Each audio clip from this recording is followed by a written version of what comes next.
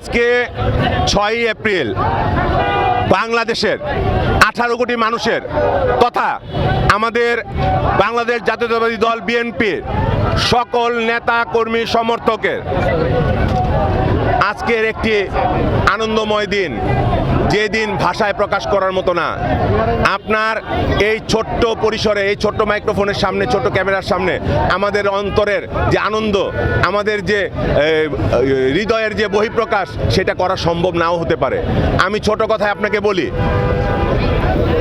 গত 18 বছর 1-11 সরকারের পতনের পর এই স্বৈরাচার শেখ হাসিনা সরকার আমাদের প্রিয় নেত্রী দেশনেত্রী বেগম খালেদা জিয়াকে তাকে বাড়ি থেকে উচ্ছেদ করেছে, তাকে পরিবার পরিজন থেকে আলাদা করেছে, তাকে ন্যূনতম বাংলাদেশের জনগণের যে মৌলিক অধিকার সেই চিকিৎসাটুকু করতে দেয়নি। অথচ আপনারা জানেন 1-11 সরকার যে শেখ হাসিনা বলেছিল যে এইটা তাদের আন্দোলনের ফসল, সেই 1-11 সরকারও আমাদের নেত্রীকে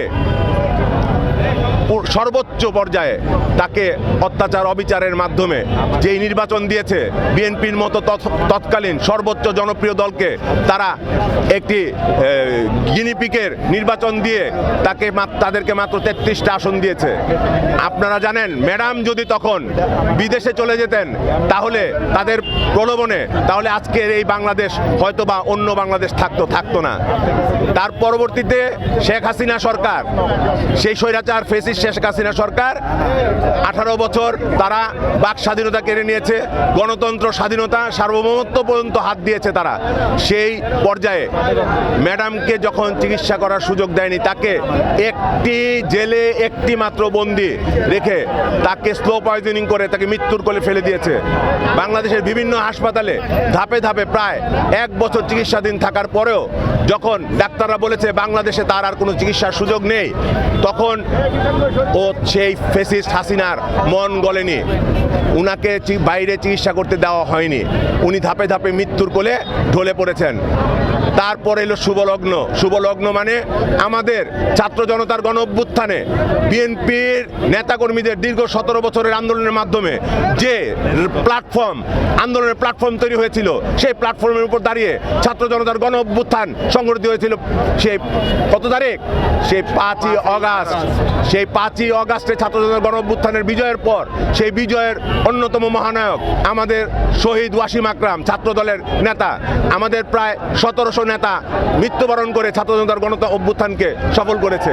সেই ছাত্র জনতার গণ অভ্যুত্থান তথা দ্বিতীয় স্বাধীনতা অর্জনের পর আমাদের ম্যাডামের, আমাদের প্রিয় নেত্রী দেশনেত্রী বেগম খালেদা জিয়ার নতুন করে চিকিৎসা বাঁচার একটি সম্ভাবনা তৈরি হয়েছে।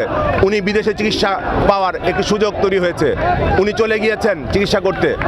আজ সেই শুভ লগ্ন, আজ ম্যাডাম চিকিৎসা শেষে, আমাদের প্রিয় চিকিৎসা শেষে বাংলাদেশে ফিরে আসছেন। অল্প কিছুক্ষণের মধ্যে উনি ইনশাল্লাহ আমাদের চোখের সামনে আমরা দেখতে পাবো। বাংলাদেশের 18 কোটি মানুষ তথা বিএনপির নেতা কর্মী সমর্থকদের মনে বাসনা পূর্ণ হবে তাকে এক নজর দেখার মাধ্যমে। আমাদের এই আবেগ, এই অনুভূতি ভাষায় প্রকাশ করার মতো না। সেই সাথে আপনারা জানেন, বাংলাদেশের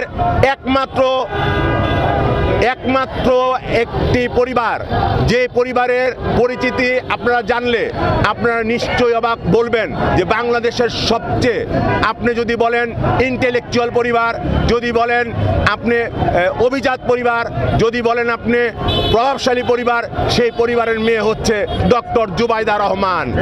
কারণ উনার পিতৃকুল বলেন